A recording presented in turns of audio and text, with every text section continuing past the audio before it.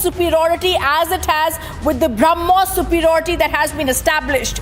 We've been always saying at Republic TV, it's forces first, and we salute our forces for the victory that we've achieved within 3 days of Operation Sindoor. We take a look at our headlines and also breaking news that's coming in. All right, the breaking news that's coming in, and we're going to stay and go across right to that. This is satellite imagery that shows the damage to Pakistani air bases due to the Indian strikes. And this is extremely critical to understand, because this is really what happened, viewers. This is how the Brahmos superiority was established. Huge damage was done to the key military bases after India's strike. And this is the reason why Pakistan chose to make that call to India. India's massive operations hit 10 Pakistan air bases. We're going to show you the key Pakistan air bases that were hit by India's strike.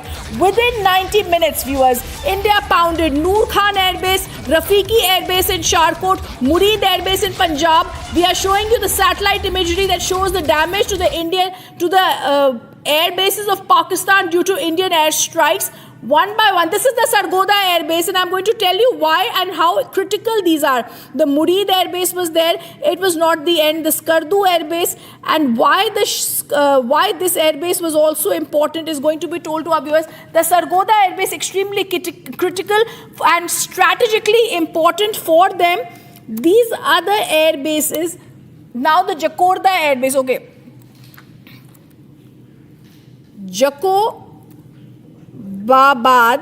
Jacobabad. I'm going to tell you the importance of this. This is the devastation of the Shaba Air Base in Jacobabad that we've seen. It is located there approximately 500 kilometers away in this area. Strategic importance scene. I'm going to also go across to our guests to get you more details about what happened, to explain to you why this is so important.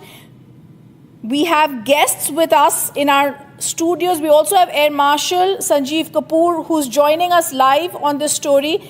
Air Marshal, this is back.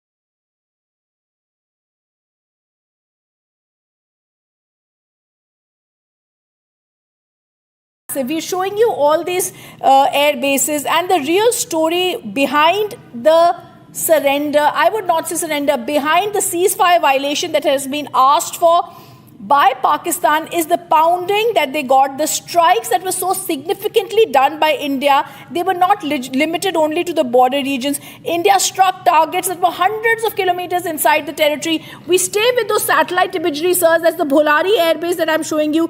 Of course, the prominent ones were also hit here. The Noor Khan Air Base, how Brahmos struck there, the Rafiki Air Base, Murid Air Base, Sukur Air Base. And when India struck, in swift response, the base that was the Noor Khan, the Bholari Air Base, these bases were critical there, sir, for installation, the central transport hubs for Pakistan's military, home to their air refueling capability that would keep Pakistan's fighters aloft.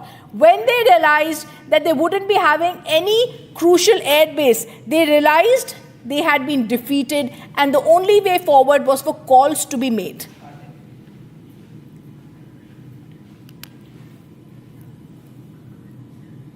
Air Marshal Sanjeev Kapoor. Yeah, can you hear me? Yes, sir, I can. Hello? Sir, please go ahead. Okay. See, it is a systematic taking out. The first attack on the 7th early morning at 1:30 a.m. was to take out through precision weapons the hub centers of the terrorist activities which were going on. For your viewers, the most important thing of the strike on the 7th is that it, for the first time after 1971 war, took out targets in Pakistani Punjab. all along from 1971 till now. Mainly our conflicts were restricted in Pak-occupied Jammu and Kashmir Valley per se. Now when Bahawalpur and Muridke is just a few kilometers from Lahore where the core center is there. Bahawalpur has a huge army cantonment. So the other places which we stuck were absolutely precise, and it was very close to the strategic centers of Pakistani armed forces. So if they were wise, the message they would have received that if we can take out the adjacent building, there is nothing that we can't take out the next building. So we left it at that on the 7th early morning. But nothing happened, and they started sending missiles and drones to our country at that stage. And on the night of 8th and 9th, it was beautifully unfolded, wherein in air operations, we take out the air defense setup and the radars. So we used our weapons, which are for common person called kamikaze drones and loitering munitions. Some of it is indigenous made and by our DRDO, and some are imported pieces. So with this, on 2 nights, what we did was we took out the weapons, their air defense setups. And slowly on the 8th and 9th, we crippled them to an extent wherein on the 10th morning, early morning, what we have just covered, the aircraft and our weapons entered into the airspace and took out 11 airfields. Now, the relevance of the airfields, what you were just covering a little while ago, for benefit of your viewers, I'll just put across. The airfields which were taken out mainly had and held their stores, be it for missiles, be it for their nuclear arsenals, not exactly arsenals, place where they can assemble their nuclear arsenal if required, the places where their communication and warfare, information technology, warfare setups are there, and places where F-16, JF-17, J-10s stores and servicing are held. But in my personal opinion, the strike which made the maximum impact was at Noor Khan. That's right, sir. That's right, sir. It was at the Noor Khan base. That is extremely critical. Yes. And why this is so critical, like I'm going to also be asking my colleagues Niranjan and Shavan, who are joining us. Within 90 minutes, Shavan, there's more breaking news that you're going to get us. We believe India pounded the Noor Khan airbase, like our guest was telling us, Rafiq airbase in Sharkot, Murid airbase in Punjab, Sukur airbase in Sindh, Sialkot airbase, Sargoda airbase, Skardu airbase, Bhulari airbase, which we were just showing our viewers near Karachi. Shavan, this was where India struck and struck. India fired its Brahmos missiles, its hammer and scalp missiles from the Rafale fighter jets of the strategic air bases, and this was its biggest set of attacks. Well, in fact, this was the trigger point, if I may say so, what put Pakistan on the mat and perhaps forced Pakistan to retreat. The very reason why you're looking at that so-called ceasefire agreement that Pakistan came to was only because, remember, in the morning of 10th of May, India basically carried out multiple precision strikes. But the difference this time was that some of their key strategic airbase were targeted. In fact, Noor Khan Air Base happens to be just few meters, barely few meters away from the Pakistani Army headquarters in Rawalpindi, just about a few kilometers away. That's number one. Number two, even before Pakistan could grapple with the situation, you've had at least 3 other air bases attacked by that time. That's when you have Pakistan Prime Minister Shehbaz Sharif basically calling for the NCA meeting, which of course there was a lot of back and forth in that, because within his own government there was a difference of opinion. You've had his defense minister objecting to it, because that's when inputs that we got from here, from the intelligence agencies, was that Pakistan was essentially discussing that there is a high possibility India could target the command center, the nuclear command center. That is the time when the Pakistanis did hit the panic button, reaching out to United States of America, seeking for some sort of an intervention. US at that point in time had given a direct order to Pakistan saying that they need to pick up the line with India. As far as the talks with the DGMO is concerned, India had already communicated to United States of America that if at all there would be any talks, that would be only at the DGMO level. No one else will intervene in this matter.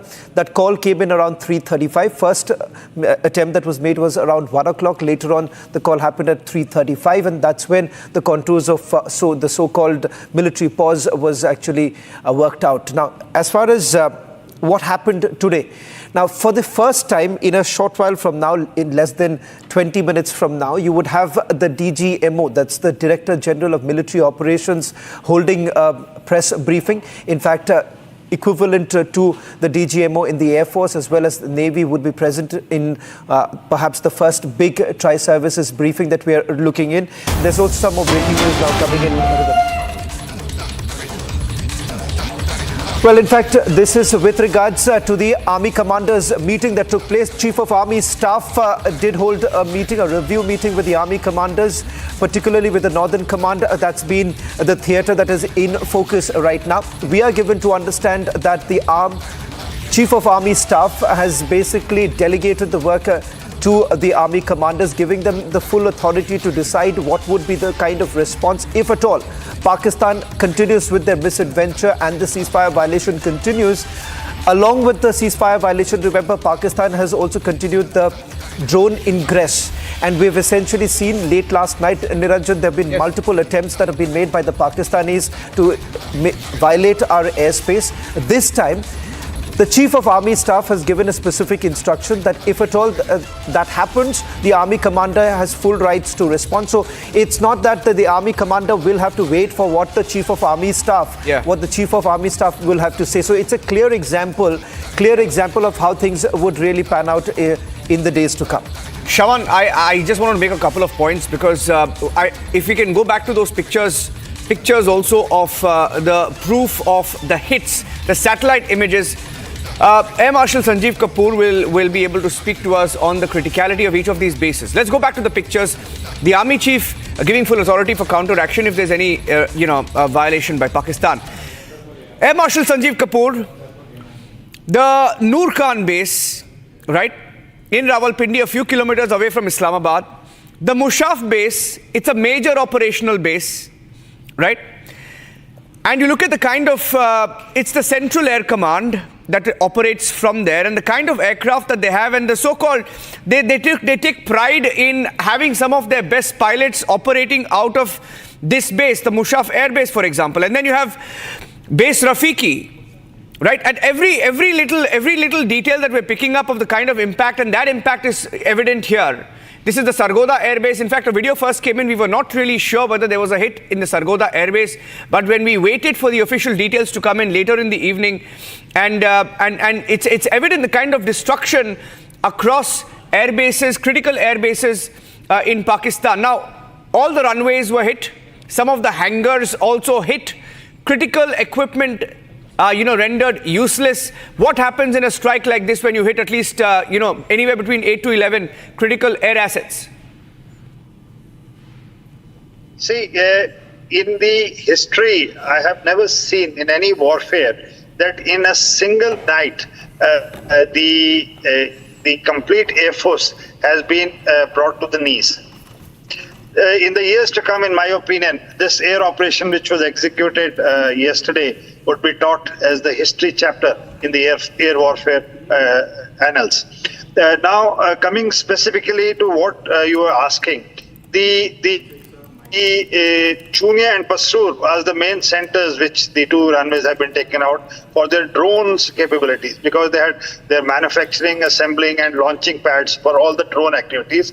And these forward bases close to our borders were troubling us at no end on the 7th, 8th and 9th nights. They were Turkish drones that were being sent in numbers of 400, 500, right, stretched from in the north to Sar Creek in Gujarat and further west. That's right, sir. So the Indian Air Force struck the airfield. Say again? Go ahead, sir. You're saying something? Yeah, no, go ahead, sir. Go Okay. ahead. Yeah. Now, Sargodha is the main base for F-16s. And this is a place where they have the training facilities. See, the associated things are, it is not a direct link. There are huge logistics hubs which they have. These hubs are in proximity to the airfields from where, especially I was covering before when the anchor started, that these are hub and spoke kinds of things, wherein the main centers are little inland. These are quickly brought, assembled and launched. Even if a nuclear strike has to be done, its components would be brought to a particular place, assembled and then loaded onto any aeroplane. So what we have done is we have taken out these facilities of assembly. We have taken out these places where they would be mated. We have taken out those places where they would be stored. Yes. The Noor Khan Air Base, which you just mentioned, was called Chaklala Air Base. It did Sir, full job these are during the braces. You're absolutely both the right 65 with the and details 71 coming war. in. We just wanted to break for our viewers. Two quick alerts that are coming in, and then we're going to come back to you, sir. First, the Indian government's first ever three service chiefs briefing, along with the DGMO, that's going to be happening roughly 15 minutes from now. And I also want to go across to more details that are coming in about the information emerging from the off-record briefing. If Shravan, you can give us more details of that. And first, because we've already put out the breaking news, Abhishek, I want to come across and welcome Abhishek in the studio. Prime Minister's message is clear. Hit them harder, bigger, deeper, Abhishek.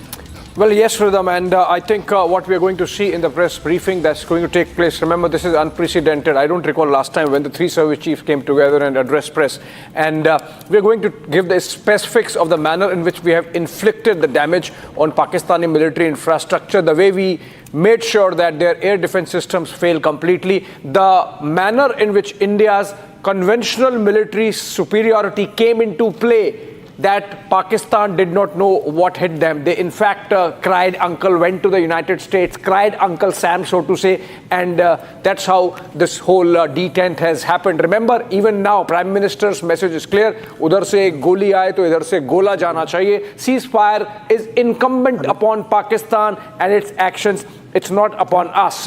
We have made sure that the entire terror infrastructure is dismantled. Remember, Jaish-e-Mohammed was helmed by Masood Azhar. Masood Azhar was released by India as a swap during the IC-814 hijacking. He went into Pakistan, when he entered Pakistan in 1999, he was received by ISI agents, and within a couple of months, the Jaish-e-Mohammed was birthed. This gives you an idea of the kind of deep state connections that Bahawalpur had. And in fact, Rhythm, I have information that of all the weaponry that we used, the drones, the weaponized drones, the missiles and the works, to target those 9 sites, including Bahawalpur, Muridke and Muzaffarabad, the heaviest weapon was used for Bahawalpur, essentially to send across a message to the Pakistani deep state that we are going to go after you now. This is a new normal. Live with it, deal with it, and no crying to Uncle Sam or any uncle is going to help you. I think that's what we are going to hear. The technical specifics of the manner in which we have inflicted the damage on Pakistan's military infrastructure, the way these air bases have been incapacitated in terms of Pakistani military response of any kind, the manner in which we have, the selection of the targets, yes, the execution with precision, the making sure that the Pakistani air defense fails, and on top of it, doing all this after telling Pakistan, watch out, we are coming, we are coming, we are coming. In fact, I have come out of a briefing where we were told that about 16 nations around the world were informed that we are going to go after Pakistan.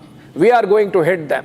We are going to strike them. We are going in, we are going to dismantle the terror infrastructure, which means obviously the Pakistanis know we are coming to Bahawalpur, we are coming to Muridke, we are coming to Muzaffarabad, and yet Pakistanis couldn't do anything. Abhishek, what were the exact words that the Prime Minister said in this? Prime Minister's message was clear so far as our armed forces are concerned. Ceasefire is for Pakistan to handle.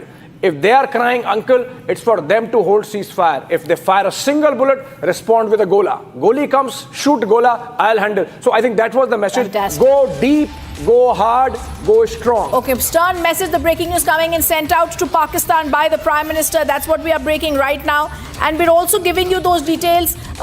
If you can actually take that, cost of terror would rise inexorably. Not a small camps, but terror headquarters would be hit, Abhishek, is what the Prime Minister has said.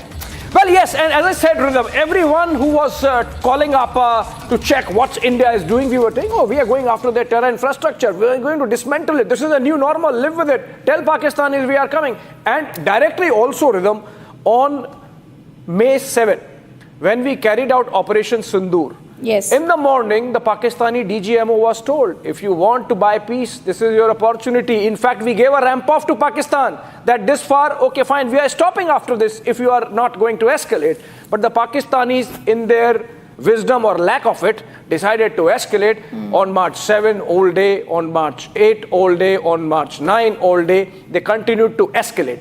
And then things came to a pass where on March 9, the escalation was serious from the Pakistani side. They targeted 26 of our sites, many of them military sites. And then India decided, okay, fine, hellfire and fury. And that's when we took down their 8 air bases.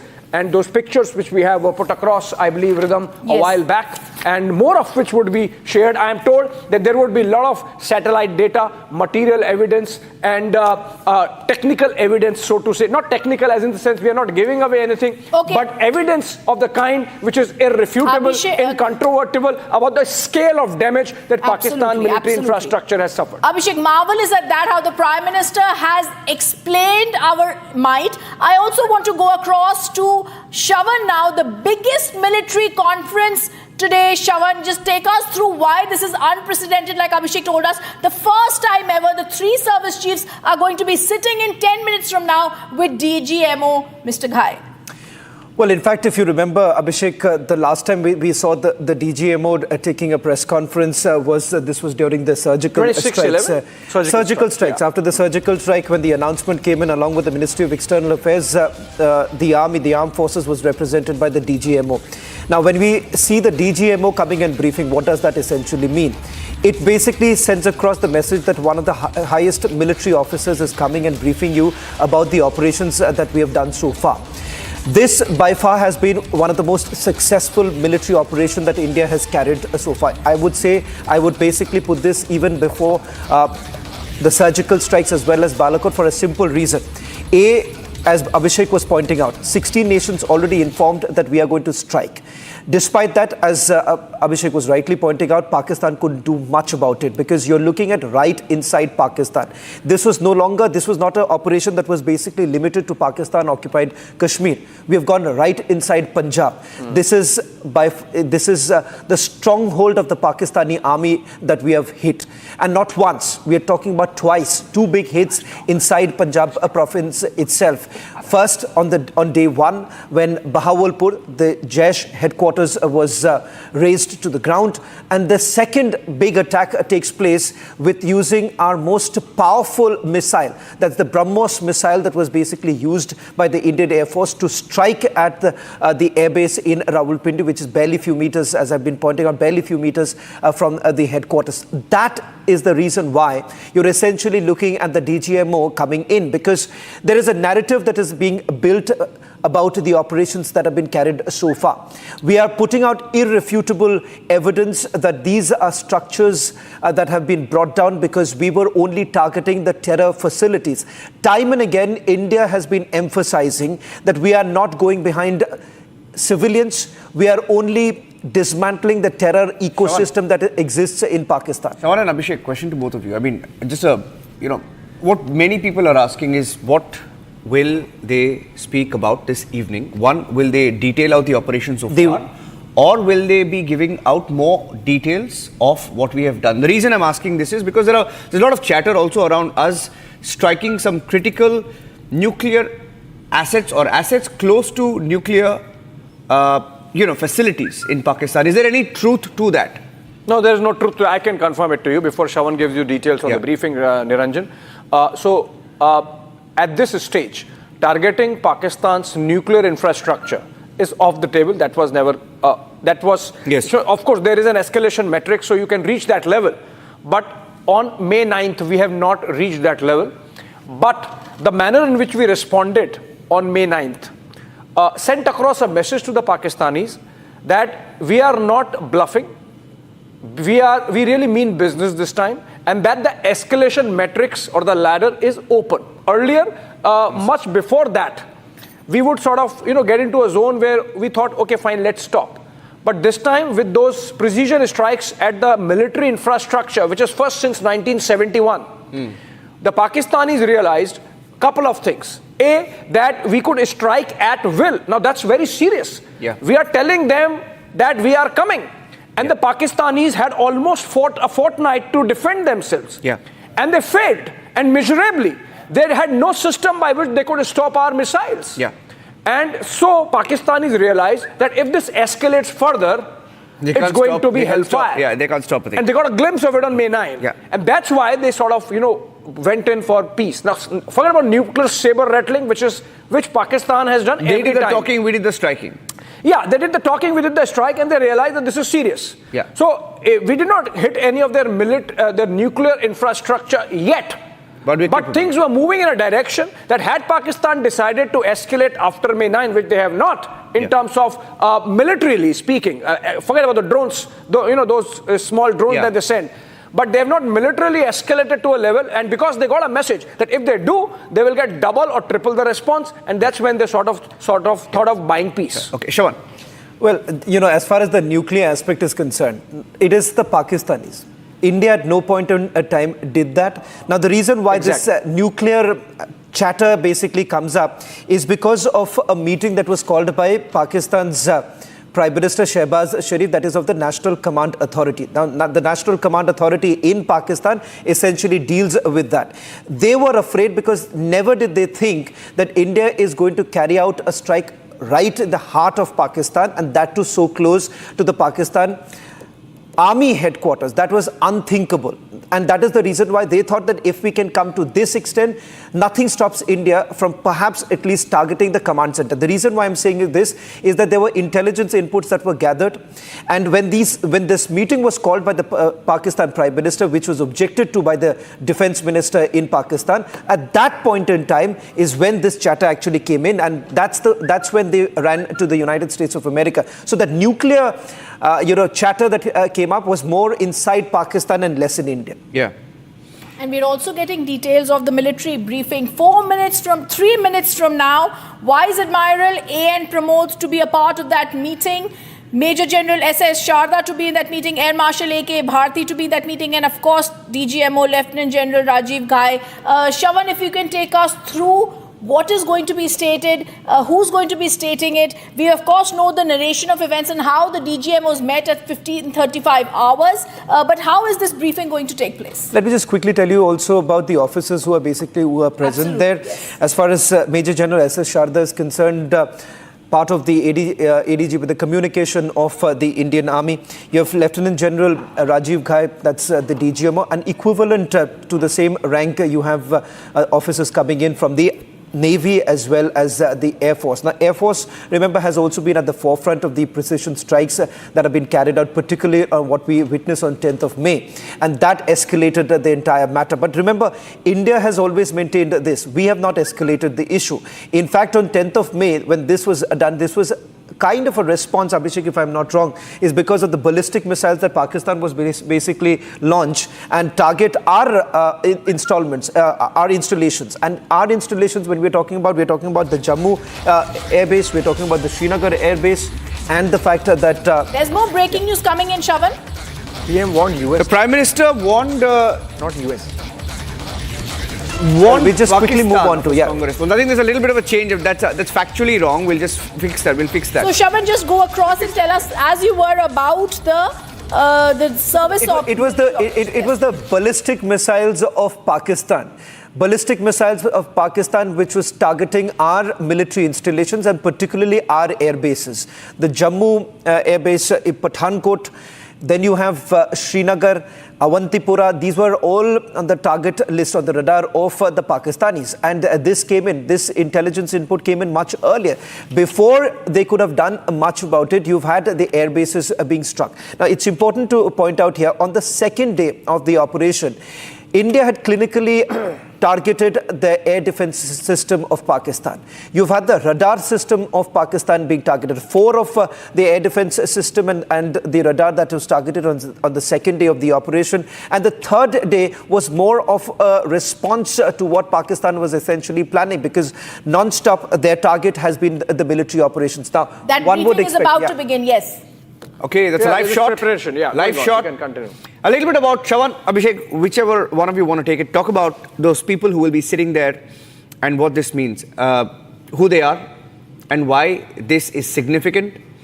I mean, I was just going through some of the details, Shravan, that you sent this morning of what this means for India. I mean, the first time that we've used Brahmos, right? The way we have the implications of Operation Sindoor. Abhishek, you want to talk about that? What we have done and why it is unprecedented globally. Operation Sindoor. The facts of Operation I'm just getting in Abhishek, I'm just getting in some more details from the army right now. Apart from the Brahmos A missiles, Abhishek, Spice 2000 bunker busters have also been used. This was early hours of 10th of May. Between 12 o'clock, if we can, Niranjan, just put this out. Details, just the details, I'm just quickly getting is Brahmos A missiles and Spice 2000 bunker busters were used on 10th of May, early hours. Between 12 o'clock in the morning and 4 o'clock, 11 precision strike, 11 targets and detonations have taken place. Now the full Spice 200, right? 11 precision strikes and 11 targets that they had put in. Radars had already gone in by that time, so there was very little that they could have carried out.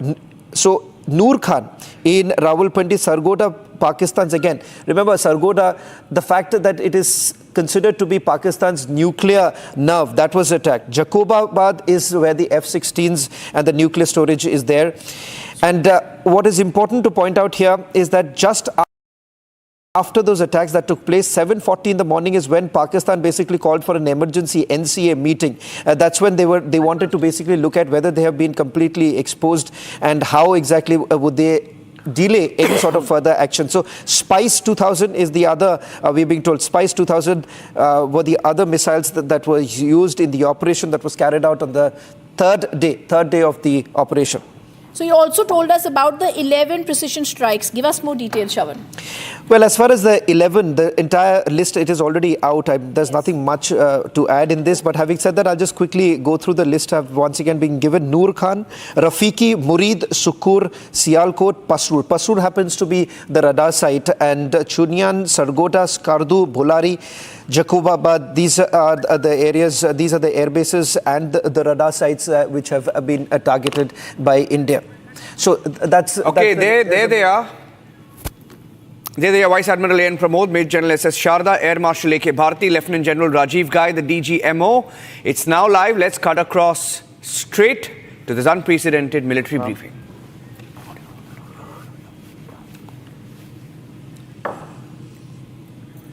Abhishek, you mentioned this was unprecedented, and the first time you're actually seeing such sort of a briefing. I think yes. I agree with you, Rhythm, because even at the time of surgical strikes, I don't think the scale was this. No, it wasn't. So this is really amazing. And look at the background. Yeah.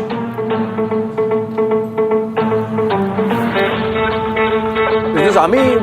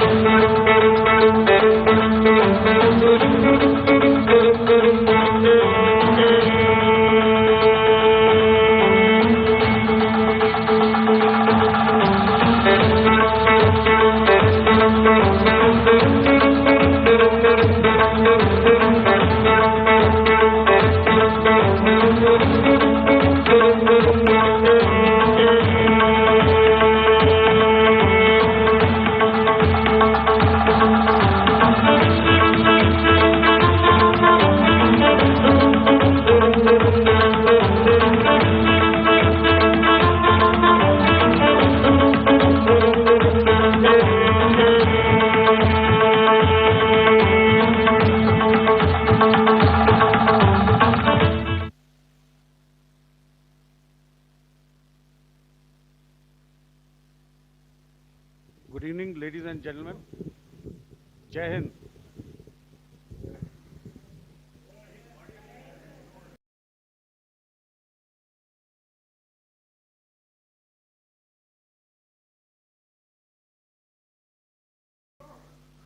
We will begin.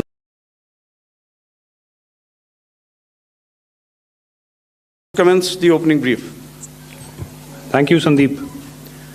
A very good evening to all of you, ladies and gentlemen.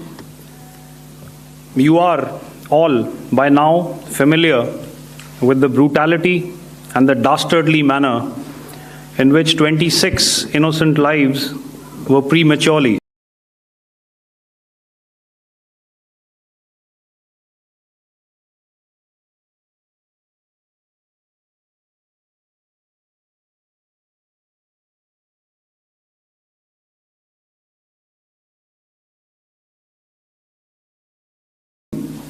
terminated at Pahalgam on the 22nd of April.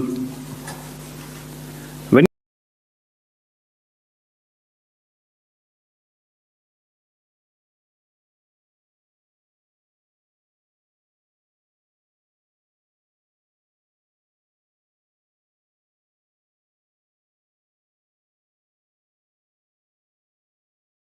you combine those horrific scenes and the pain of the families that the nation witnessed with numerous other recent terrorist strikes on our armed forces and defenseless civilians, we knew that the time had arrived to make yet another compelling statement of our resolve as a nation. Operation Sindoor was concept of our resolve as a nation. Operation Sindoor was conceptualized with a clear military aim to punish the perpetrators and planners of terror and to destroy their terror infrastructure. What I do not state here, of course, is the often stated determination of India and its intolerance to terror. It set into motion a very diligent and microscopic scarring of the terror landscape across the borders and the identification of terror camps and training sites. The locations that emerged were numerous, but as we deliberated more, we realized that some of these terror hubs were now bereft of any presence and had preemptively been vacated, fearing retribution from us. There was also a term of reference and our own binding, self-imposed restriction to target only terrorists and thus prevent collateral damage. There were 9 camps that you are now all familiar with, which were confirmed by our various intelligence agencies to be inhabited. Some of these were in POJK, while there were others that were located in the Punjab province in Pakistan. Nefarious places such as Muridke, the hub center of the Lashkar-e-Taiba, has over the years bred infamous characters such as Ajmal Kasab and the likes of David Headley. What followed was a careful scrutiny of each of these sinister locations, their layout, configuration, even the type of construction in each structure, and the terrain obtained around these. This was with an obvious intent to deduce and identify the exact vector that was required for their neutralization, as also the eyes in the sky that we would send up to ensure that we brought back evidence that we had indeed targeted what we set out to. The precise images of these engagements on that fateful and historical night have already been showcased during the first press statement on the 7th of May that was helmed by our Foreign Secretary. I have no doubt in my mind that we achieved total surprise, and those strikes across those 9 terror hubs left more than 100 terrorists killed, including high-value targets such as Yusuf Azhar, Abdul Malik Rauf, and Mudassir Ahmed that were involved in the hijack of IC-814 and the Pulwama blast.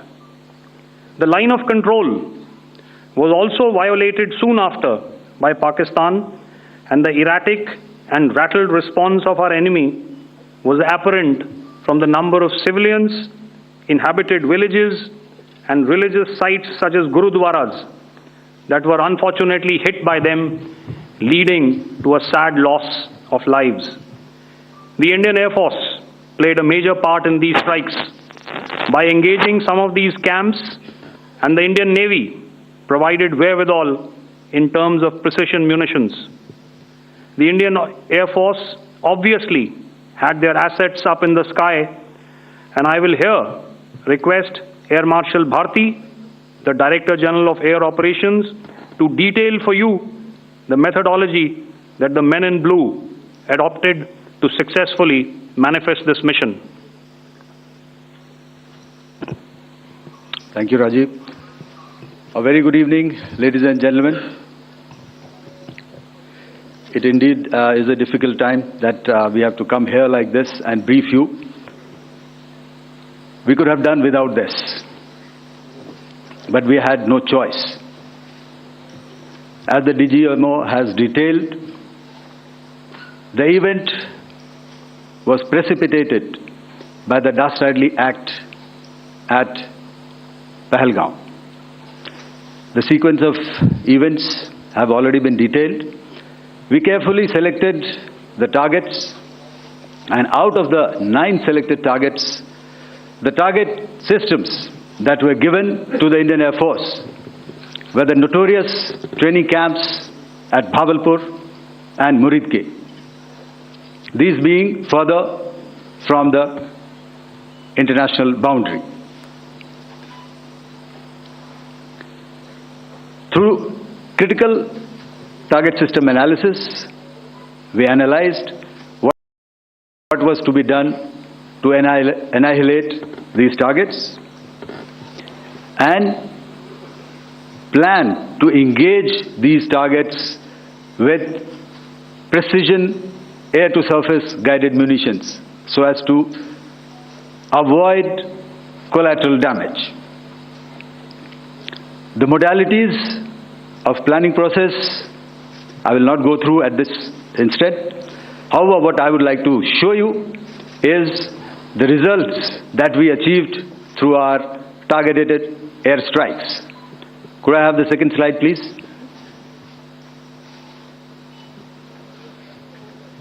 Yeah, change, please.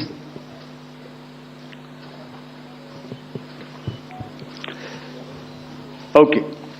This is what the terror infra at Muridke looks like.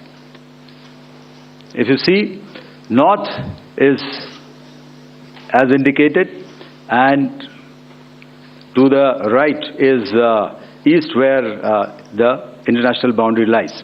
Could we have the next slide, please?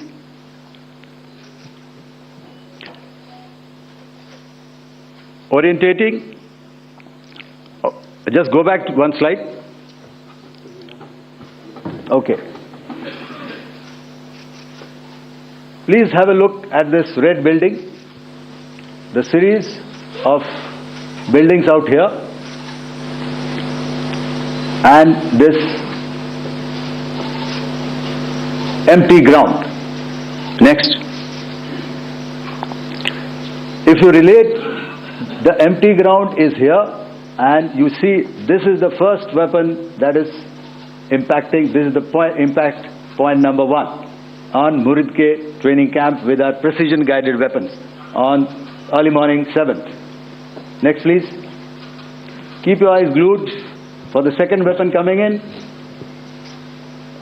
and the second impact on the selected target point. Next slide, please.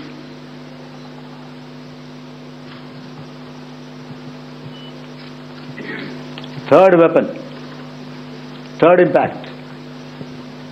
Continue. and fourth weapon, fourth impact.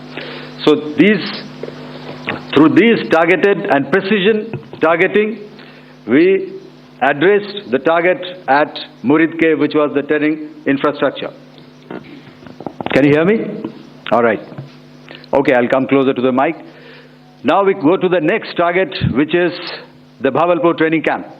Next slide, please. Okay, just wait.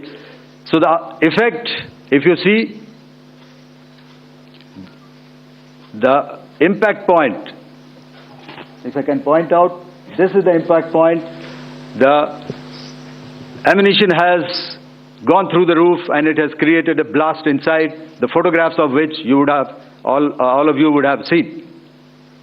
And the red building, after that there was this double-story building. It has been completely decimated by precision targeting. Next, please. The target system, which was in the north, a series of buildings. I'll show you how it looked. Next. Completely destroyed by our precision targeting. Next. Now coming to Bhavalpur, this is the target complex that we are dealing with, a fairly large target complex. So we had to carefully choose the points that we needed to address, which were high value and which would meet our stated objectives of eliminating the terrorists.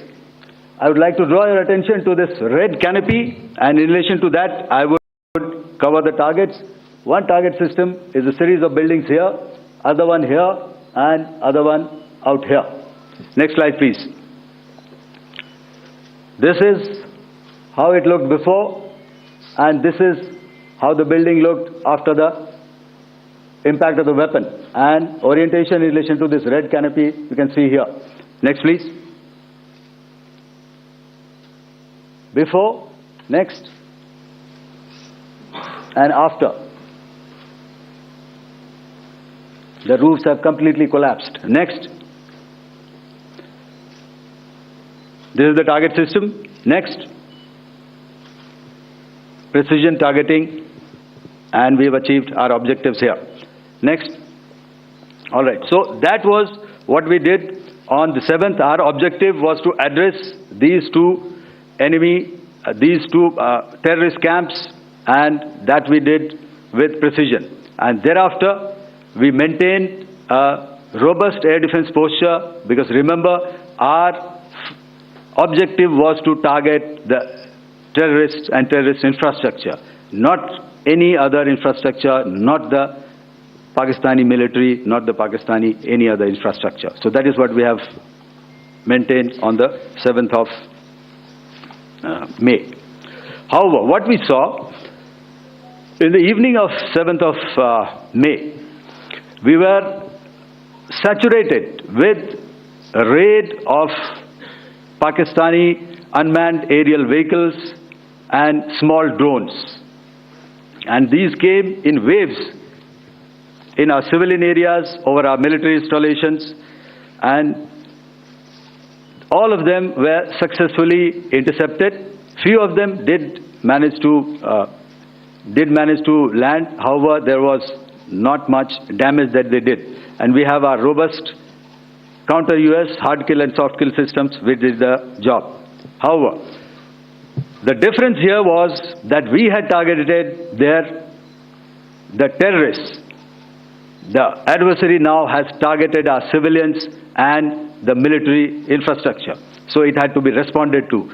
So in a quick and calibrated response, that very night, we struck their radar installations at Lahore and close to Gujranwala, the LYT installation, to indicate to him that we are ready, yet we do not want to escalate. Our fight was with the terrorists and not with the Pakistani military establishment.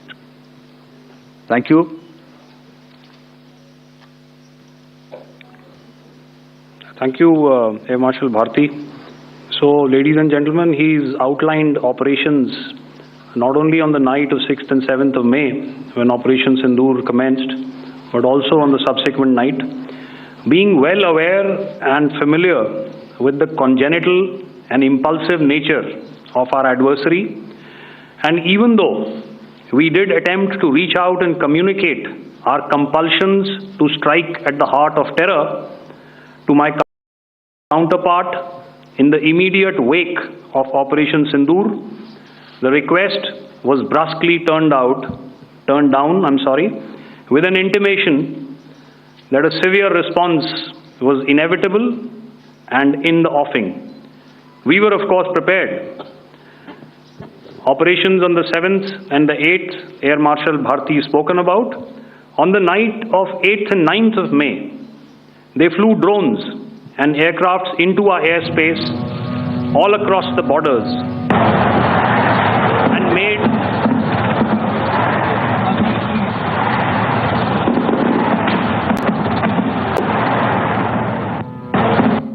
and made largely unsuccessful attempts to target numerous military infrastructure.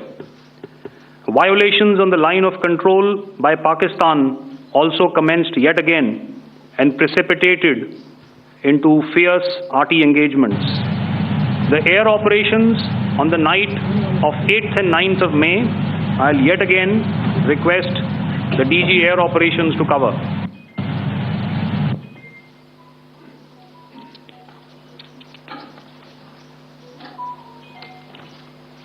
So I just covered what happened on the night of 7th and 8th. What we found that on the night of 8th and 9th, starting as early as 22:30 hours, our cities had a mass raid of drones, unmanned aerial vehicles, UCAVs, starting right from Srinagar, going down right up to Nalia. It was a mass raid in waves, and it was relentless. However, we were prepared, and our air defense preparedness ensured that there is no damage on ground or to any of the intended targets that the enemy might have planned for. The difference between 7th night and 8th night was that on 7th night, he sent in his Yeha class of UAVs. However, these UAVs can go some distance, they are armed. However, on the 8th, less numbers of armed UCAVs were there or UAVs were there, and more numbers of quadcopters, maybe for surveillance or just for harassment of civilians. This continued till midnight. Our air defense preparedness ensured that there was no damage on the ground, either to the military installations or to the civilians. However, the enemy had yet again shown that he wanted to up the ante and he wanted a fight, and we were up to the task. In a measured and calibrated response, we once again targeted his military installations, which included his SAM sites at Malirkant. This also included his surveillance radar sites at Lahore and close to Gujranwala. These were suitably addressed, and thereafter his drone attacks continued even till morning, which we countered, and during the daytime there was some respite. Here I would like to bring out another aspect. What we found was that while the drone attacks were being launched from somewhere close to Lahore, enemy had allowed his civilian aircraft to also continue to fly out of Lahore. Not only his own aircraft, but international passenger aircraft, which is quite insensitive, and we had to exercise extreme caution, even at the cost of some tactical disadvantage, to ensure that there is no damage to any of the civilian aircraft. And this was also brought out in our press briefing during the day. So I will now hand over to my colleague to cover the events of 9th onwards. On land, we also undertook certain measures such as deployment of air defense and electronic warfare assets to establish an integrated grid with the Indian Air Force, and I have seen and heard some of you wax eloquent about the benefits of such an architecture when it comes to negating and combating air intrusions. We also carried out deployment to include movement of our forces in the land, sea, and air domains. The night of the 9th and the 10th of May saw similar intrusions by drones and aircrafts, and this time there was a concerted effort to target airfields and some very, very important logistic installations, albeit yet again unsuccessful and denied gallantly and efficiently, I must say, by the integrated Indian Air Force and Indian Army Air Defense. We further strengthened our deployment and also initiated some pressure points to send a very clear and unambiguous message to the other side to desist from any misadventures on land. Some of the airfields and dumps saw repeated attacks in waves from the air. All were thwarted. The Pakistan Army has reported to have lost approximately 35 to 40 personnel in artillery and small arms firing on the line of control between the 7th and the 10th of May. What the other side had probably also not reckoned with was the speedy and precise turnaround and hit back by the Indian Air Force. And I will yet again ask Air Marshal Bharti to speak about these significant and game-changing strikes. I will thereafter request Vice Admiral Pramod, my colleague and Director General of Naval Operations, to tell us about some very telling naval maneuvers in the Arabian Sea that exerted pressure on the night of 9th and 10th of May. Over to you, sir. Thank you. Commencing about 2000 hours, that is 8 p.m. local time, on 8th of May, several Pakistani unmanned aerial systems, drones, combat vehicles attacked multiple IF bases. These included Jammu, Udhampur, Pathankot, Amritsar, Bhatinda, Nal, Dalhousie, Thois, Jaisalmer, Uttarlai, Falodi, Nalia. These were almost simultaneous and they came in waves. All our AD guns and other systems were waiting for them. All these waves were neutralized by our trained crew using the air defense systems that they have, and also some of them were utilized using our legacy systems like Pechoras and IF Summer, which we have recently acquired. And some were neutralized by the Garud snipers. There was no damage on ground from these incursions and these mass raids, if I could call them, from the Pakistani side. However, following these relentless attacks on our air bases, on our forward positions, and on our civilian targets, this was time to convey some message to our adversaries.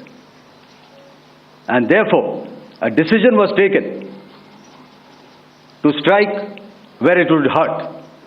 And towards that, in a swift, coordinated, calibrated attack, we struck his air bases, command centers, military infrastructure, air defense systems across the entire Western Front. The bases we struck include Chaklala, Rafiki, and mind you, Chaklala is Islamabad. Rahim Yar Khan, Sakar, sending a clear message that aggression will not be tolerated. This was followed by strikes at Sargodha, Bholari, Jacobabad. We also struck the C2 centers at Murid, the UAE complex at Murid, Rafiki, radar at Chunia, which I will show you, Rahimyar Khan airfield, and the unmanned combat aerial vehicle hangar at Sakar. I would like to reiterate here that we have the capability to target every system at these bases and more. However, it was only a measured response to instill good wisdom to our adversary to refrain from further escalation. IF's response was directed only at military installations, avoiding civilian and collateral damage. I would now like to show you some of the effects that have been achieved as a result of our air operation.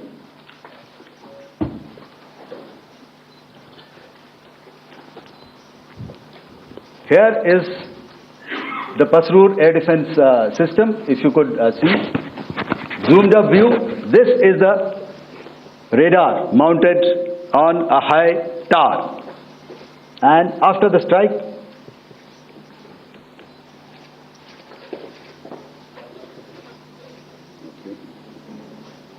let me manage. Thank you. Can you hear me? Yeah, thank you. And after the strike, this is what has happened. This radar has been taken out, completely burnt. Next slide, please. The Chunia air defense radar, which was taken out on 7th and 8th. This is the radar site. A blown up photograph, once again, on a tower. Not very clear, but what you see very clearly is the after effect after we have struck. The radar head has been completely decapitated. Next slide, please. Arifwala air defense radar. In this complex, you see how it looked before, blown up image, and after really blown up. Next. Now coming to Sargodha airfield. Remember, this is one of their important airfields wherein they have a lot of assets, F-16s, other assets which they keep getting, training institutes. And we have stuck this airfield. It is not, if you zoom in here, then one impact point here on the runway, and once again a major air base, a lot of their logistic assets out here. This was the chosen complex that we intended to strike and convey a message. Next slide, please.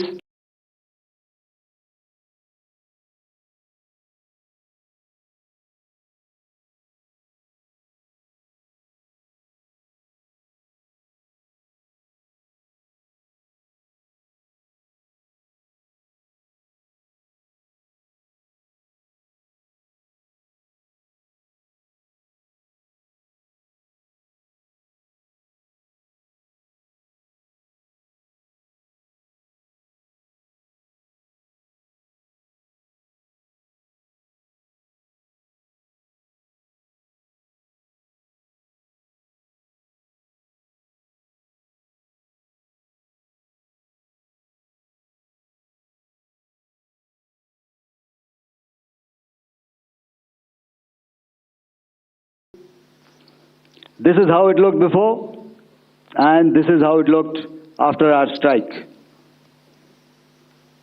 Next. Sakar. We chose the radar site at Sakar.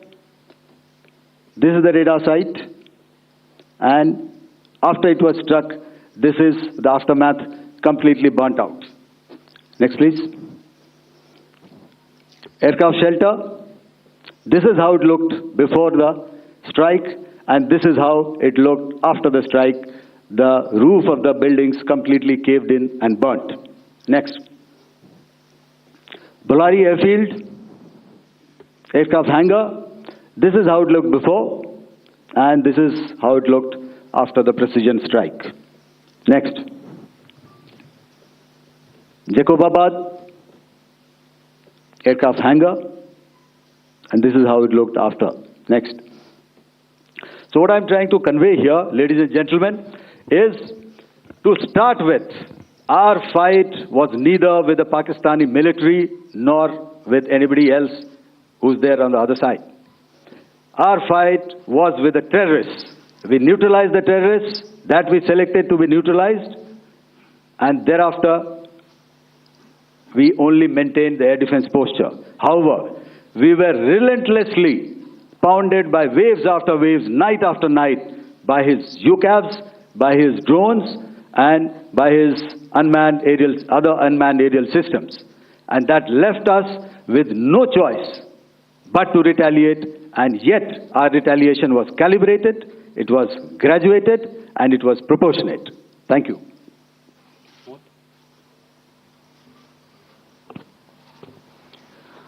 Good evening, ladies and gentlemen. In the aftermath of the cowardly attacks on innocent tourists at Pahalgam in Jammu and Kashmir by Pakistani-sponsored terrorists on 22nd April, the Indian Navy's carrier battle group, surface forces, submarines, and aviation assets were immediately deployed at sea with full combat readiness in concert with the joint operation plan of the Indian Defence Forces. You may be aware that we tested and refined tactics and procedures at sea during multiple weapon firings in the Arabian Sea within 96 hours of the terrorist attack. The aim was to revalidate our crew, armament, equipment, and platform readiness to deliver various ordnance on selected targets precisely. Thereafter, our forces remained forward deployed in the Northern Arabian Sea in a dissuasive and deterrent posture with full readiness and capacity to strike select targets at sea and on land, including Karachi at time of our choosing. The forward deployment of the Indian Navy compelled Pakistani naval and air units to be in a defensive posture, mostly inside harbors or very close to the coast, which we monitored continuously. The Indian Navy maintained seamless maritime domain awareness throughout the duration and was entirely aware of the location and movement of Pakistani units. In effect, we had and continue to have good battle space transparency using our maritime domain awareness grid. As you are aware, our response has been measured, proportionate, non-escalatory, and responsible from day one. Accordingly, the calibrated approach considered all options, including the ability of the Indian Navy for offensive action from and at sea. As part of this escalation control mechanism, the application of force by the Navy was planned in a synchronized manner in coordination with the Army and Air Force, the highlight being teams from the three services working closely in an integrated manner. Along with the kinetic actions by the Indian Army and Indian Air Force, the overwhelming operational edge of Indian Navy at sea contributed towards Pakistan's urgent request for a ceasefire yesterday. As we speak, Indian Navy remains deployed at sea in a credible deterrent posture to respond decisively to any inimical action by Pakistan or Pakistan-based terrorists. Thank you. Samno Varna, Jai Hind. Now I'll hand over to Director General Military Operations for further proceedings. Ladies and gentlemen, on the 10th of May, in the morning, even as we were getting into a huddle to wargame the events of the previous night, a routine exercise, I received a message on hotline from my counterpart in Pakistan seeking my willingness to communicate. Since our initial aim was to strike at terror camps, and all our actions in the subsequent days were in response to the intrusions and violations by the Pakistan Air Force and its army, it was decided that I would indeed speak with my counterpart. You are already aware, I've seen it being covered on national television, that my communication with the Pak DGMO was conducted at 15:35 hours yesterday and resulted in cessation of cross-border firing and air intrusions by either side with effect from 1700 hours 10th of May, after he proposed that we cease hostilities. We also decided to further speak on the 12th of May, that's tomorrow, at 1200 hours, to discuss the modalities that would enable the longevity of this understanding. However, disappointingly, and must I add, expectedly, it took only a couple of hours for the Pakistan Army to violate these arrangements by cross-border and across the line of control firing, followed by drone intrusions across the expanse of the Western Front through last night and in the early hours of the morning today. These violations were responded to robustly and dealt with as they must be.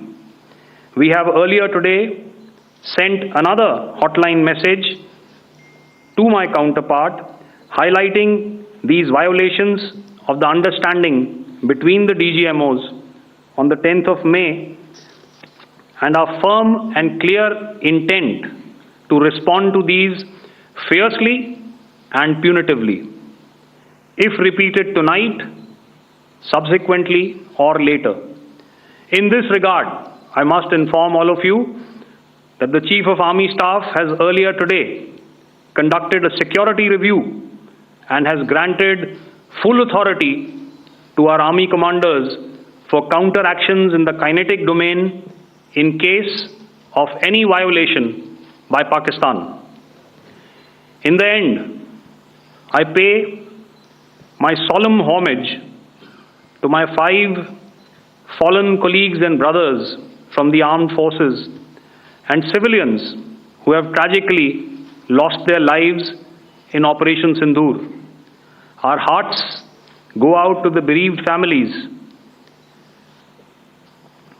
and we express our solidarity to them in this lifetime and beyond, at this grave juncture in their lives. Their sacrifices shall always be remembered and spoken of in glowing terms by a grateful nation.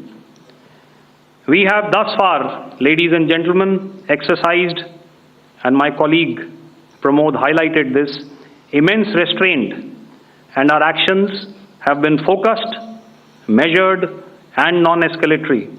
However, any threat to the sovereignty, territorial integrity, and safety of our citizens will be met with decisive force. Jai Hind.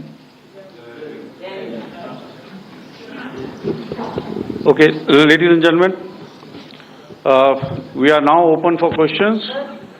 All right, now, since I would not know all of you, I would expect you to please raise the placard or your hand, and once I indicate, I expect you to please give out your name and the media group that you belong to. Keep your questions short so that we can take as many questions as possible. Also, ladies and gentlemen, kindly bear in mind that confidential aspects may not be answered by the 3 DGMOs. Right. I've got a lot of hands there. Let me start from the left. Left foot always in front when we start marching. So here we have to the left, okay. Yeah, 238. Hello. So this is Manas Pratimudyan from PTI, Press Trust of India. So the understanding that was reached yesterday on stopping the military operations and actions, was it for just 3 days? And what would be the cost escalation if there is violation of this understanding by the Pakistani side? And my subsequent question would be that we have a kind of ceasefire agreement with Pakistan that was finalized in 2003. So will there be some kind of similarities in frameworks between the two kind of understandings, 2003 ceasefire agreement and the current understanding on stopping military operations? And again, what are the cost that will be incurring on Pakistan if Pakistan again resorts to this kind of terrorist activities, because we have made it very clear that the cost will be very high. So I would like to have your thoughts on it. Okay, so I'll answer the latter part of the question first. I also want to add that while the initial ceasefire agreement, as you correctly pointed out, is of the 2003 vintage, but I must remind you that in 2021, in the month of February, and this was then when the crisis in eastern Ladakh was also on, the two DGMOs had spoken and arrived at a ceasefire understanding that lasted right up until this unfortunate attack at Pahalgam. Once our Foreign Secretary had announced the decisions of the CCS in the immediate wake of that attack, he had announced certain measures, and then of course Pakistan had in turn made its own announcements. Since then, there have been certain violations of this ceasefire understanding, and of course after the 7th of May, like I pointed out during my statement, that there have been numerous violations on the line of control especially, and of course along the international boundary by the Pakistan Army and the Pakistan Air Force. This understanding that we spoke about yesterday, no, it was not for 3 days. It was first to stop aggressive and hostile activities immediately, let that order and direction settle down for about 36 hours, and thereafter discuss modalities, like I said, to ensure its longevity. That is tomorrow, on the 12th of May. But unfortunately, we had a violation starting at approximately 1900 hours last night. And we've sent a communique, like I said, to the Pakistan Military Operations Directorate. And we will await as to what happens tonight. All right. The cost escalation, I'll leave it to your best imagination. I've already said that the response will be fierce and punitive. Now, the right foot forward. Yeah. 160.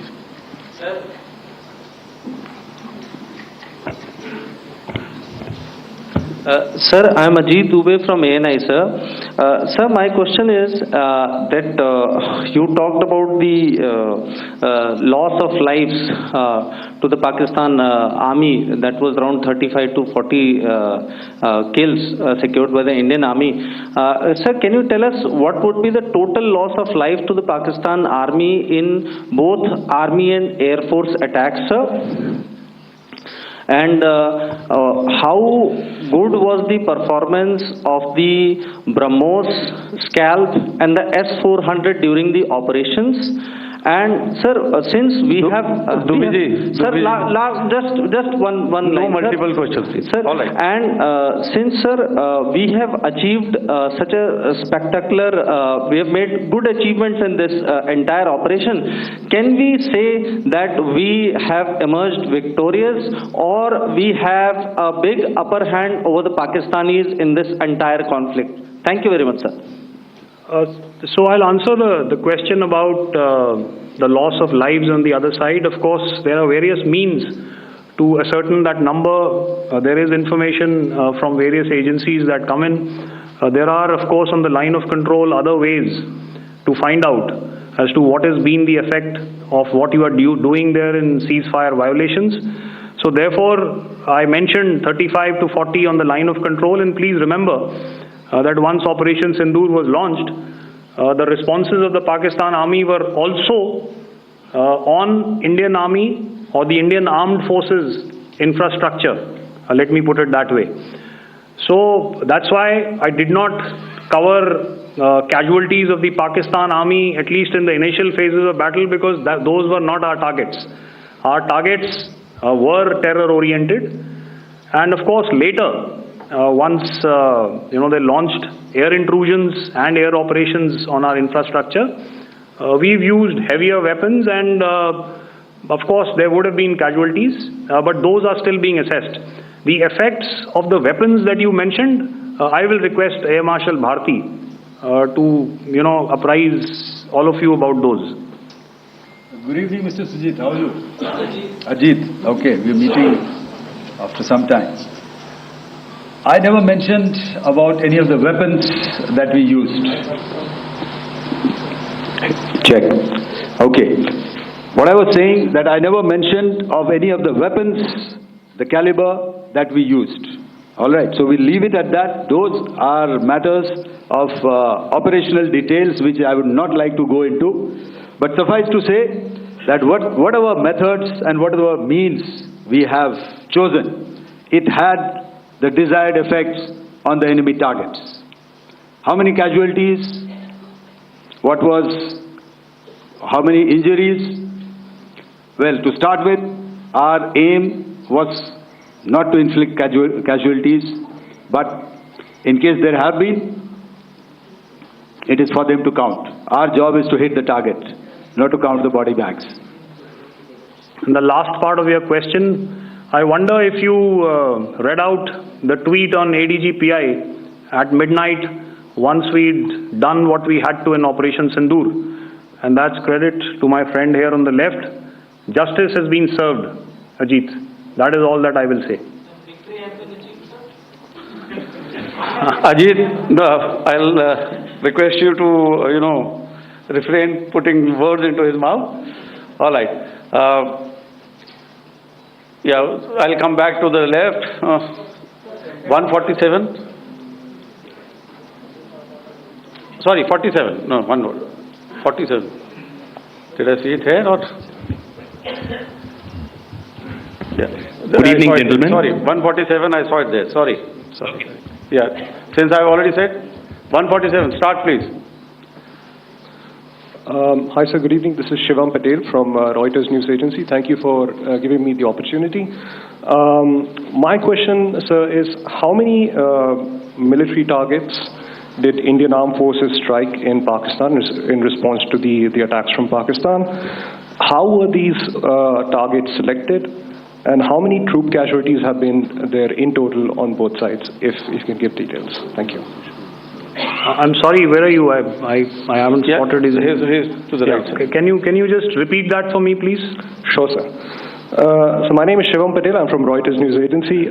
My question is, how many military targets in total did the Indian Armed Forces strike in Pakistan in response to the attack from Pakistan? How were these targets selected? And how many troop casualties have been there on both sides, if you can? So you're speaking of the targets that I mentioned in the wake of the attack at Pahalgam, right? Military targets, sir, after full response. Yeah, I think it's amply clear to everybody here that the Pakistan Army has not crossed the international boundary, neither in the plain sector nor on the line of control. So the intrusions have been in the air.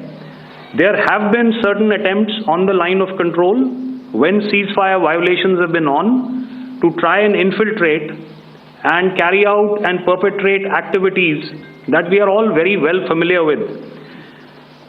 Whether these are by terrorists or by the Pakistan Army or its special forces and commandos is difficult to say, but each of these have been effectively thwarted. So therefore, as far as engagements of military targets on the other side is concerned, I thought Air Marshal Bharti covered those very well and in detail, and he also mentioned as to how they went about targeting those. I think those images were very clear and very, very graphic in telling us as to what we needed to hit. And you'll remember right at the outset I said that we even went into what was the construction in each of these locations and therefore decided on the vector that had to be utilized. Please. Okay, if I could add to what the DGMO has said. I have already detailed the targets. Now, whether it is X numbers or Y numbers that is immaterial. And what damage have we inflicted? You have seen. What are the casualties on the other side? As I said, that is for them to count. As far as we are concerned, from the air defense side, if they had a choice, they would have definitely come in. They are fighters, there are more numbers of UCAVs. It is not that they did not intend to come in. It is only that our robust AD posture prevented them from coming in. So that must be known, and that must be realized by all the audience here. Yeah, I'll come to the left now, 24.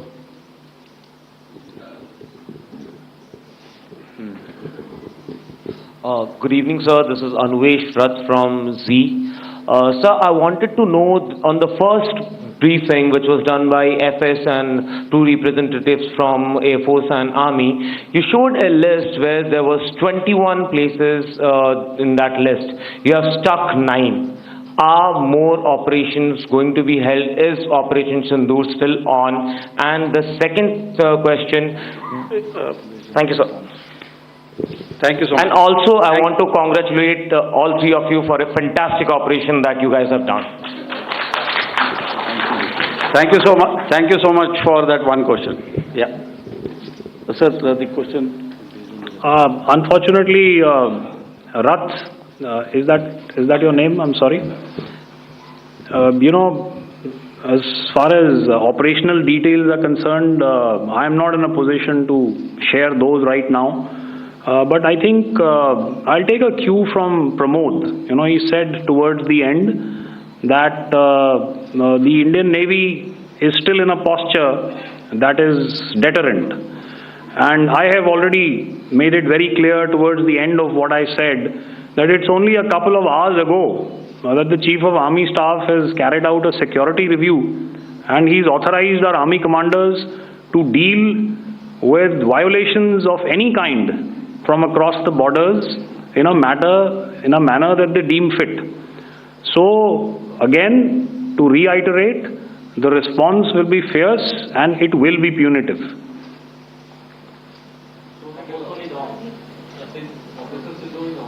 Yes.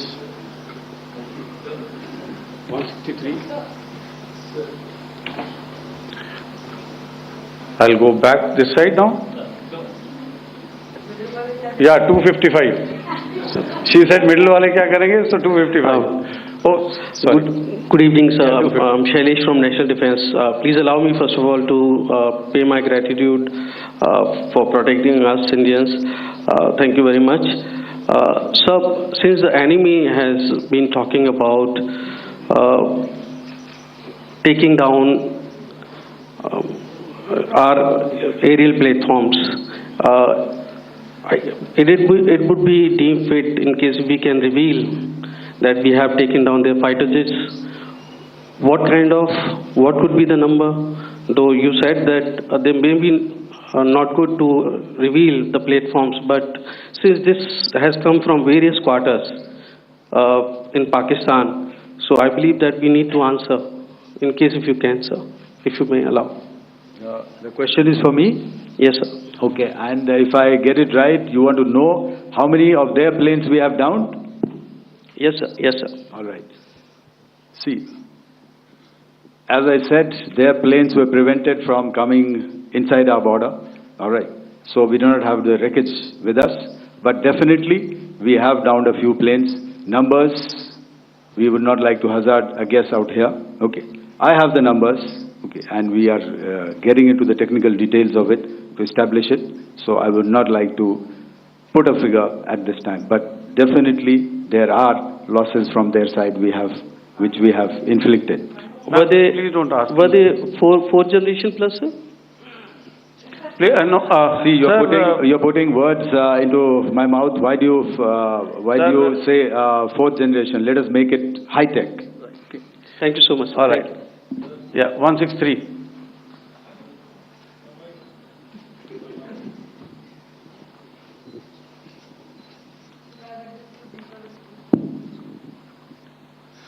Sir, मैं मंजीत नेगी हूँ आज तक से। मेरा सवाल ये है कि इस पूरे ऑपरेशन में जो आतंकी ठिकानों को निशाना बनाया गया, क्या नंबर्स कुछ बता सकते हैं कितने आतंकी मारे गए? कुछ नाम सरकार मतलब कुछ नाम मीडिया में आए भी हैं जो बड़े उसके मास्टरमाइंड थे। और एक सवाल जो आज एयरफोर्स ने भी ट्वीट किया कि ऑपरेशन सिंदूर अभी जारी है और सरकार की तरफ से भी कहा गया। और पिछली बार जब विदेश मंत्रालय की प्रेस कॉन्फ्रेंस पहली हुई थी उसमें वो लिस्ट दिखाई गई थी कि 21 टेरर कैंप आइडेंटिफाई किए गए हैं। तो क्या जो बाकी बचे हुए टेरर कैंप उन पर भी कार्रवाई होगी? और एक नंबर जरा बता पाएं कितने टेररिस्ट मारे गए? Sir, before you answer, sir, before you. Manjeet ji, 3 questions. The third one has just been asked here before. So 21 this thing. So I'll request the first to be answered so that we have more number of people who can ask. Manjeet, जब मैंने statement दिया तो मैंने शुरू में ही कहा कि जैसे ही ऑपरेशन सिंदूर कॉन्सेप्चुअलाइज हुआ तो हमारा जो पीछे की कार्रवाई होती है स्पेड वर्क और टारगेट्स को आइडेंटिफाई और एनालाइज करने की कार्रवाई शुरू हो गई थी। मैंने जब स्टेटमेंट दिया तो मैंने बताया कि बहुत सारे थे, हमने 21 दिखाए होंगे और भी हैं, लेकिन वो लिस्ट फिल्टर करते करते 21 तक पहुंची। अब क्या आगे एंगेज किए जाएंगे? अगर ज़रूरत पड़ेगी तो ज़रूर एंगेज किए जाएंगे, लेकिन मैंने बताया कि इस समय जो इंट एजेंसीज ने हमें बताया कि फलाने कैंप में प्रेजेंस है, हमने उनको एंगेज किया। कुछ नाम मैंने लिए, कुछ नाम अभी पुख्ता किए जा रहे हैं। मैंने आपको बताया कि जो इंट एजेंसीज ने अभी तक असेसमेंट किया है उसमें उन्होंने कहा है कि तकरीबन 100 से ज़्यादा मारे गए हैं। और एक आज आपने तस्वीर भी देखी कि काफ़ी प्रोमिनेंट जो फ्यूनरल था, काफ़ी प्रोमिनेंट एक जो हस्ती हैं वो ऑर्गेनाइज कर रहे थे और उस फ्यूनरल में और कौन कौन लोग अटेंड कर रहे थे वो तो आपने देखा ही। तो आप लोग सब समझदार हैं और मुझे ये कहने की ज़रूरत नहीं है कि इन लोगों को कहाँ से सपोर्ट मिल रहा है। अगर नहीं मिल रहा होता तो ऑपरेशन सिंदूर नहीं होता, तो उसी की वजह से है ये ऑपरेशन। तो मेरे ख्याल से मैंने आपके सारे सवालों का जवाब दे दिया। Ma'am, sir, next is from 17। Sir, मेरा नाम अंजू निर्वाण है, TV9 भारतवर्ष से। सर, मेरा सवाल ये है कि ऑपरेशन सिंदूर में हमारी जो इंडियन नेवी है उसके बारे में सर थोड़ा सा बताएं कि किस तरह की उसकी भूमिका रही, क्योंकि हमने इस दौरान सर देखा कि बहुत सारी स्पेकुलेशन भी रही और ये बोला गया कि कराची तक हमारी नेवी ने ऑपरेशन किया है। तो सर इस पे थोड़ी सी क्लैरिटी चाहिए। और सर हमने कौन कौन से फाइटर एयरक्राफ्ट डाउन किए हैं, अगर उसका भी थोड़ा सा क्लैरिटी मिल जाए तो अच्छा रहेगा। तो मैं आपका पहले सवाल का जवाब दूंगा। I will make few sentences and leave it for your imagination.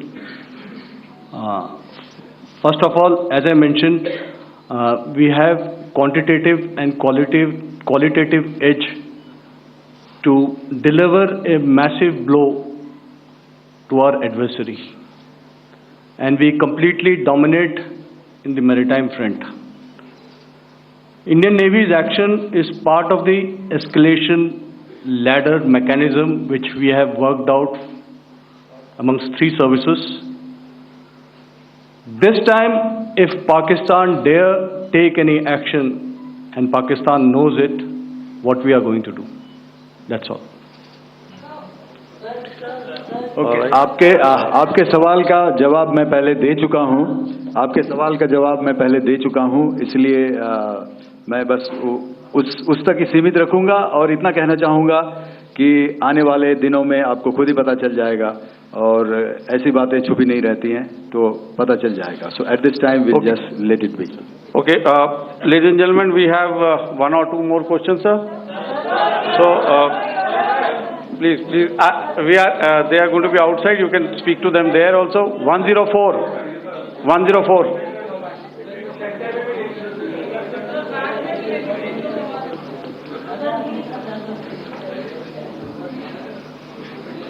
I think.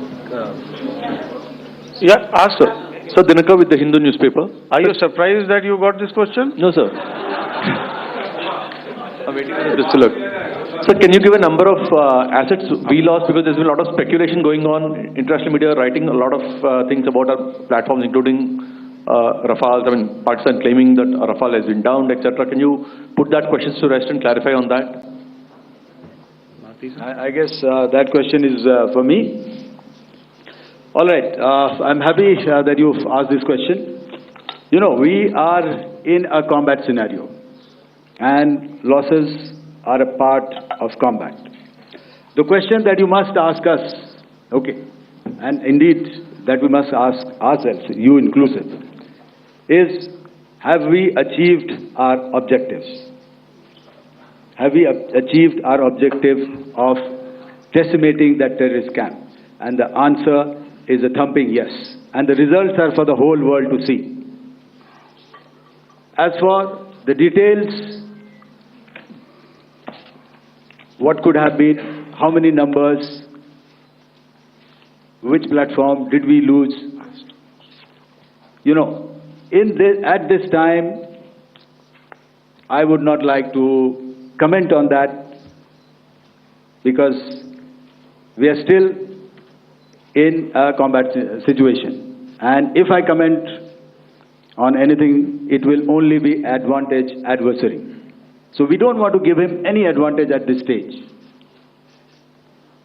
All I can say is that we have achieved our objectives that we selected, and all our pilots are back home. Thank you. Okay, hold. Please don't. Please be civil here. So we'll have 220 now. Sir, hello sir, this is Anita Chaudhary sir from Swadesh newspaper. मेरा सवाल है, क्योंकि ये हमारे जो पहले जो action रहा वो आतंकवाद के खिलाफ रहा, तो आतंकवाद में अजहर मसूद की तरफ से एक बयान जारी किया गया था जिसमें उन्होंने कहा कि हम इसका बदला लेंगे और जहाज रुलाएंगे। तो क्या अगला, अगर खुदा न खास्ता अगला टेरर अटैक किसी भी तरह का होता है, तो क्या उसे एक्ट ऑफ वॉर में हमारी तरफ से लिया जाएगा और उसका क्या माकूल जवाब दिया जा सकता है? मेरा इसमें सिर्फ एक ही जवाब है आपके लिए कि हमने अपनी कार्रवाई करी। हमने उसके बाद मैंने अपने स्टेटमेंट में भी बताया कि ये कम्युनिकेट करने की कोशिश करी कि हमने इस तरीके से ये जो स्ट्राइक्स हैं वो क्यों की। लेकिन जो हमारा एडवर्सरी है उसने जैसे मुनासिब समझा वो कार्रवाई करी। तो आपने देखा कि ये जो एक्टिविटीज़ चल रही हैं 3-4 दिन से, ये कोई वॉर से कम नहीं है। नॉर्मल सर्कमस्टांसेस में एक दूसरे देश की एयरफोर्सेस हवा में नहीं उड़ती हैं और एक दूसरे के ऊपर स्ट्राइक्स नहीं करती हैं। हर रात इंट्रूजन्स नहीं होते हैं। लाइन ऑफ कंट्रोल पर सीज फायर वायोलेशंस, आपके एक साथी ने सवाल पूछा था शुरू में, एक सीज फायर अंडरस्टैंडिंग था, वो भी जा चुका है। उस सीज फायर अंडरस्टैंडिंग के जाते जो फायरिंग हो रही है लाइन ऑफ कंट्रोल में, उसमें घुसपैठ की कोशिश हो रही है। आमतौर पर ये घुसपैठ लाइन ऑफ कंट्रोल में टेररिस्ट करते हैं, लेकिन हमें इंफॉर्मेशन है कि हो सकता है ये पाकिस्तान आर्मी की टोलियां भी हों जो हमारे पोस्ट के ऊपर खामी पहुंचाने की कोशिश कर रही हैं। तो ये सारी एक्टिविटीज़ तो वॉर में शामिल हैं। तो ये कहना मुश्किल है कि आगे क्या होगा, वो स्पेक्यूलेटिव जोन में आ जाता है और मैं स्पेक्यूलेट नहीं करना चाहता हूँ। हर एक सिचुएशन अलग होती है और उससे एक तरीके से डील किया जाता है। सर मैं एक सवाल इसका मैं जवाब देना चाहता हूँ, 1 मिनट। जो मिलिट्री होता है, our main job is to prevent war and maintain peace and stability. So it is not that our response is a graded response. That means अगर किसी ने किया तो उसको ग्रेडेड उसमें किया, जैसे टेररिस्ट एक्शन हुआ तो what we did is the terrorist action and we destroyed all the terrorist camps. उसके बाद आपने देखा कि उनने थोड़ा सा कोशिश किया तो हमारे एयरफोर्स एंड आर्मी ने क्या किया, तो मिलिट्री टारगेट्स हैं उनको उनके ऊपर थोड़ा। So our aim is to maintain peace and tell the our adversary that you do this and the response will be bloody. Okay, now as per the, please, we'll have 166 and 25, and after that, no more, please. Sir, this side. Ladies and gentlemen, please maintain, I request you to please be quiet. Jal Ghai? No. This side, sir. We have only two questions left, 166. Yeah, please ask. Sir, I'm Rahul Singh from Hindustan Times, sir. So you were totally on top of the game in the kind of losses you've inflicted on the enemy. I mean, we saw those slides and everything. So it kind of comes across that you were batting it 99 and you decided to declare your innings. What are your thoughts on that, sir? And do you think, are you weighing the option of the Pakistan army using this time, buying this time of the so-called ceasefire or the understanding? And you talked about how they could not be trusted. So buying time to kind of build up their war reserves, getting stuff from their friends like Turkey or China, are we considering that possibility, sir? Look, see, the call came from the Pakistani side to speak about cessation of hostilities. What pauses mean during such conflicts is known to everybody. You know, I don't want to go into the pros and cons of how preparation for war is made. You know, that is a process in itself. But I think my senior colleague here, the DG Air Operations, spoke, or he alluded at least, you know, to what this operation was precisely and specifically meant for. And I think that's something that we achieved, you know, right at the outset. Had we had the option not to go further, we probably wouldn't have. But we've been compelled to be in this situation. And as you've seen, the armed forces of India, and you know, you've got the three Director Generals sitting here, we are always prepared to face any eventuality. And like I said, that's for the sovereignty, the territorial integrity, and the safety of our citizens. So whatever has to be done will be done. You know, I'm not so concerned about what Pakistan will do in this time. I'm only concerned about what we will do. We have a roadmap and a plan, and we will follow it diligently, and we will follow it to the T. You know, that's the contention that I want to make here today. Ma'am, please. Okay, the last question, and ma'am, 25. She's been asking since the first one. Sir, I'm Nandita. Sir. She's not asking a question. Sir, I'm Nandita Dagar, DAGAR from DD News and DD India. Sir, I wanted to ask you that my question is to General Ghai. Sir, you spoke to your counterpart yesterday and the Pakistani counterpart. Sir, what is the Indian Army's assessment that despite that agreement, that talk that you had, despite that agreement coming into effect at 1700 hours yesterday, why did they violate it? And number two, yesterday at the Joint Defense Ministry and Foreign Ministry briefing, Wing Commander Vyomika Singh and Colonel Sophia Qureshi had told us that we have cited the Pakistani troops amassing at the borders and at the LOC. Sir, has that situation changed? Have they withdrawn? And sir, if in case, despite now there is a lull, of course, but if tonight again, if the enemy again carries out shelling and aerial intrusions through drones, what is going to be our response, sir? Thank you. So, without outlining the specifics of that response, I've already made it clear that there will be a response, and it will be fierce and it will be punitive. Why the Pakistan Army chose the option of violating the understanding that was arrived at earlier yesterday, I think that's a question that we best answered by the Pakistan DGMO. I wouldn't be able to, give you that. But, in situations such as these, and if you go back into any conflict, sometimes these understandings take time, to fructify and manifest on ground. But without, getting into the reasons, it is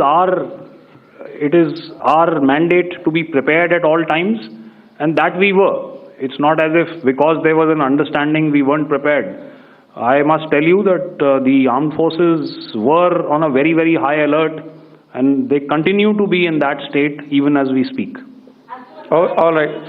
Ladies and gentlemen, please, ma'am, please. Okay, thank you so much for coming today. Those who have missed asking a question, see, I knew I'll grab this attention from you like this. Those who have missed the opportunity to ask a question can give me a written one. I'll definitely get back to you with that. And also, they are they are invited for a cup of tea in my office day after tomorrow. Thank you, ladies and gentlemen, for coming. Thank you. Thank you very much. Jai Hind. Jai Hind. All right, this is a spectacular, outstanding briefing of our forces, showing to the world, detailing India's victory. What a moment of Jai Hind for us, and also 4 senior officials of our armed forces coming out unprecedented, the Shiv Tandav, and then all of them briefing. This is victory like never before. This is a briefing like never before. It is so precise. This is a democracy that we saw at play. Questions taken even by the international press. I think the message here to Pakistan is clear. You dare not do this again. You dare not have any misadventure again. And also learn what a democracy is. Learn how a briefing is done. We come prepared. We show you pictures. We show you proof. We show you what happens when terror strikes our soil. India's spirit awakens.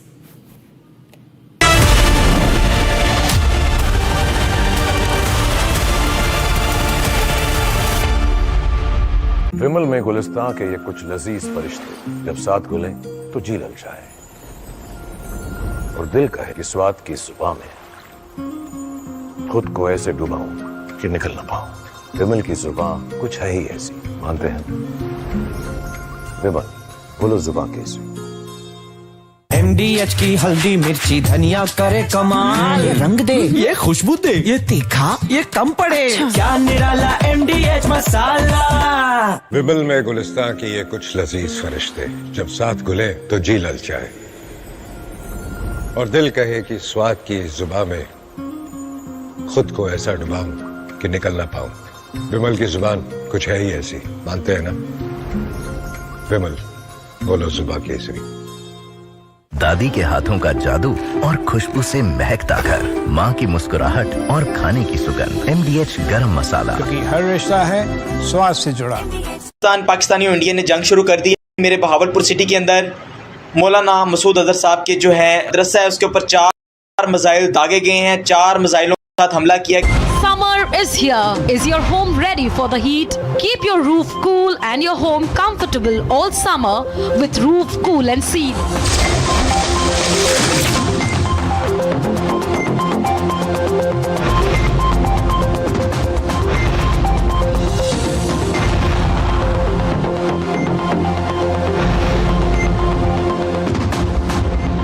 पसीना मत बहाओ, Berger Roof Cool and Seal लगाओ।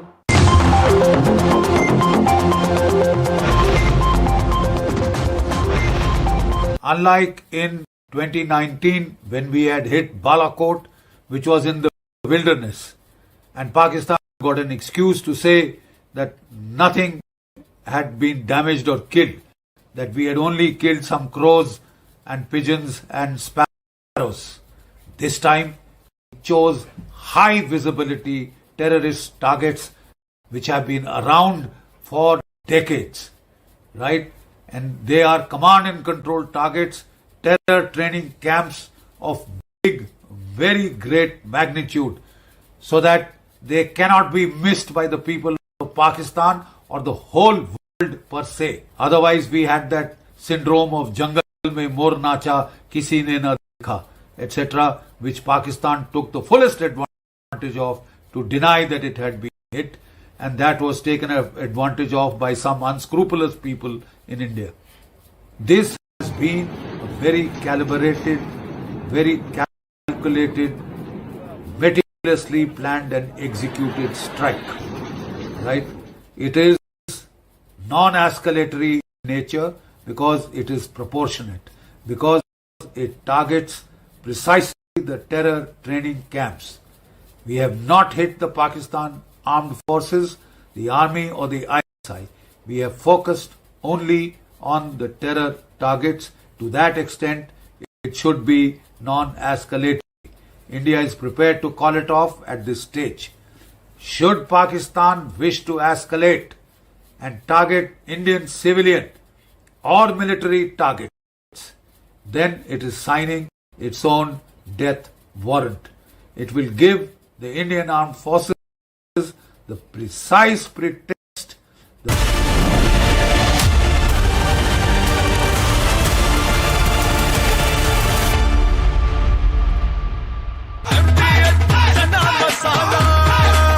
अब छोलिया हो या लोबिया, सफेद चने या काले चने, सब कुछ मजेदार बने।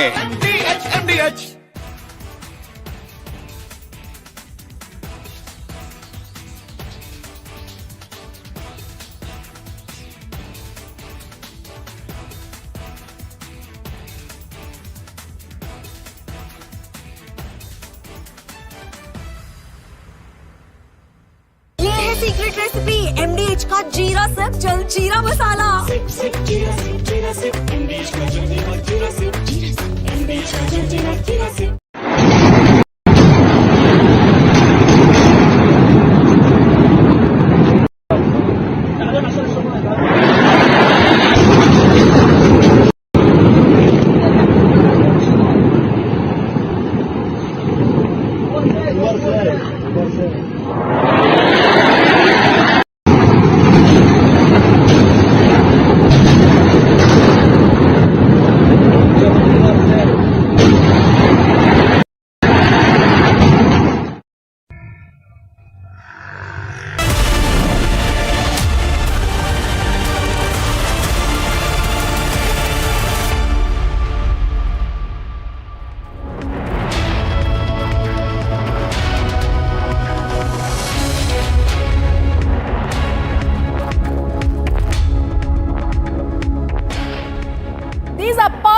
Images coming from our Navy, images captured during Operation Sindoor phase, full mobilization by our Navy to lock Karachi. This is the Indian Navy still saying we're in a posture that's a deterrent.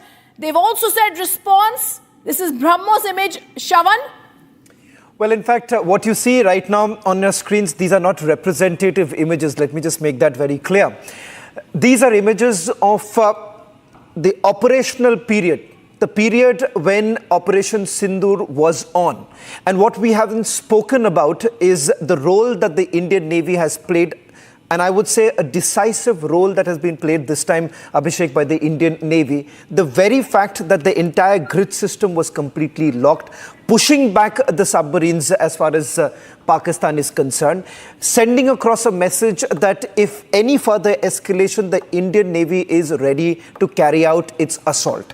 The reason why you see that there's a reconnaissance aircraft that has been used, that's the long-time maritime reconnaissance aircraft that's on your screen, the P-8I, that has been used by the Indian Navy to carry out a reconnaissance to basically see what's really happening on the ground. Then we have the INS Sukrant, which happens to be our aircraft carrier, which was already mobilized. That information perhaps, Abhishek, came in much before that we had already mobilized this. So that's not perhaps, I would say, the most interesting aspect of the information that we have right now. But the fact that you have had the complete mobilization of our frigates, our destroyers which were there, and in fact what we had reported earlier, this was perhaps on the 8th, Abhishek, that we had reported saying that an aggressive posturing that was being done by the Indian Navy, and this, ladies and gentlemen, is a clear indication of how things were basically changing, the volatile situation that we were in. And Karachi, the very fact that Karachi was on the radar for us, and we have mobilized our Eastern Fleet toward the western side. That's what you see. Now, that's not the submarine. These are the frigates, and that's on the warship that you see. Our INS Vikrant, a warship that has been used, and our destroyers that were basically brought in. And the firing that you see is the part of the drill that was being carried out. So we've constantly been sending across a message to the Pakistanis that your ports aren't really safe, Abhishek. Well, absolutely, Shawan. And I think Indian Navy had Pakistan by the scruff of its neck, as I say. And if you lock Karachi, remember 40% of Pakistan's GDP is dependent on Karachi port. And the fact that the Pakistan Navy had to pull back all its assets right inside the harbor clearly showed the kind of overwhelming asset mobilization we saw, and the kind of overwhelming force Pakistan saw coming its way and got scared. And I think that's the reason why, and the Admiral there, the Director General of Naval Operations, used the word that naval mobilization helped India pin down Pakistan Air Force and Army from further escalating. In fact, I wrote down the word. He said Indian Navy played the role of escalation control mechanism. That's fantastic.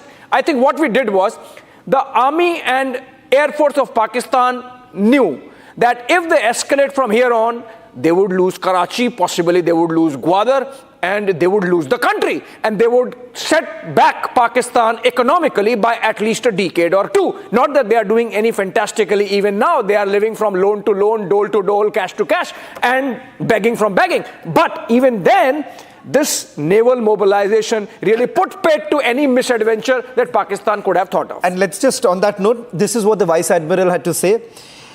This time, if Pakistan dares to take any action, Pakistan knows what we are going to do. And this image is for the Pakistanis to see. India's power pushes Pak to retreat. Pakistan crumbles under India's relentless pressure. Pakistan cowers under India's fierce dominance. Debating tonight at 8 p.m.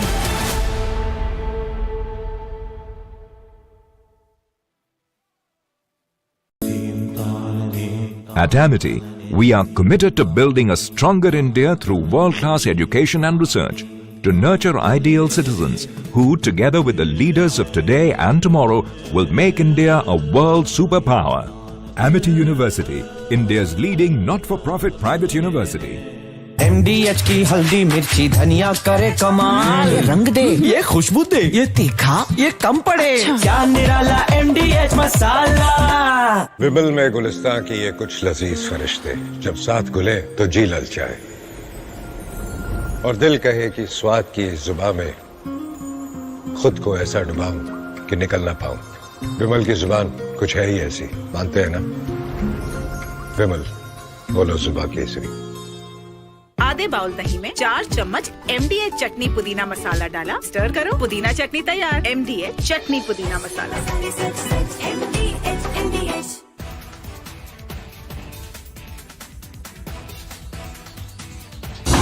Summer is here. Is your home ready for the heat? Keep your roof cool and your home comfortable all summer with Roof Cool and Seal.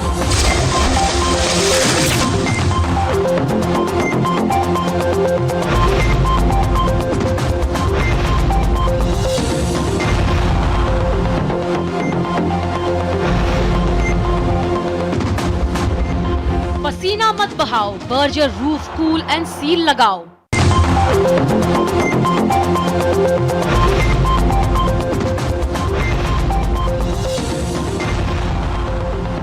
इसको घर पे लगाओगे तो शादी का तो पता नहीं, पर घर पक्का नहीं